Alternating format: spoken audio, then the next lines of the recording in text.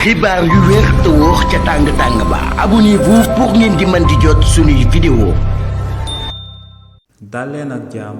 seen chaîne bi di Buzz 221 HD kii di Mass Mboup di akub journaliste bu kenn dootu présenté ci réew mi di Sénégal yëkkati na ay kàddu daal di ŋàññ bu baax a baax taxawaayu kii di Abdou Karim Xurum Xaq si lu muy jàmmaarloog autorité yu bees yi di ci ànd ak ñi nga xam ne démb ñoom la doon jiiñ ko ne ñoom ñoo daal di rey kii di imam Alioune Badara Ndao si li ni mel kii di Mass Mboup ne kii di Abdou Karim Xurum Xaq bokk na si lu sababoon ñu téye woon ko pour ñaareelu yoonam ginnaaw ba président Macky Sall nekkee woon ci bopp réew mi te moom mooy que ne dafa waxoon que ne kii di imam Alioune Badara Ndao ñu ko reyoon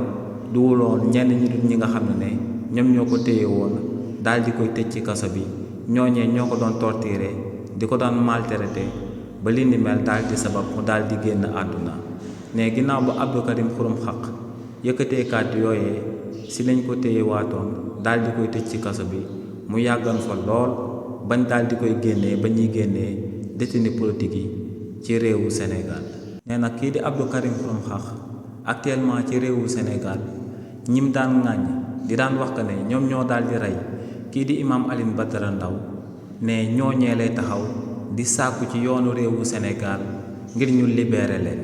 ne kii di Farba Ngom ci régime président Macky Sall la nekkoon ne kookee moom fi woon bañ daan téye kii di imam Alioune Badara Ndao di ko daan tëj ci kaso bi te ne kookee dafa àndoon si li ni mel ne Mansour Faye ci régime président Macky Sall la bokkoon te ne ba ñuy amal li ni mel tamit dafa àndoon si li ni mel ne kii di Lat Diop ci régime président Macky Sall la bokkoon te ne bañ daan tëj kooke di imam Alioune Badara Ndao ci li ni mel da cee àndoon nee na kii di Abdou Karim Gueye lañ gis ci manifestation bu opposition bi di daan amal daal di ciy lëkkaloog waa société civile bi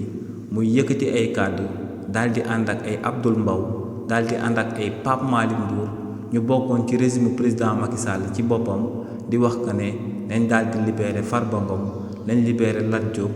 nañ daal di libéré kii di Mansour Faye ne kii di Abdou Karim Xurum Xaq lim daan xeex démb moom la wucc ba noppi tiimaat ko tey di ko daal di lekk ne li ni mel moom moo sabab moo ngi ñaawlu bu baax a baax taxawaayu kii di Abdou Karim Xurum Xaq actuellement jëmale ko ci autorité yu bees yi ci réew mi di Sénégal. xibaar yu wér te wóor ca tàng ba abonnez-vous pour ngeen di mën di jot suñuy vidéo.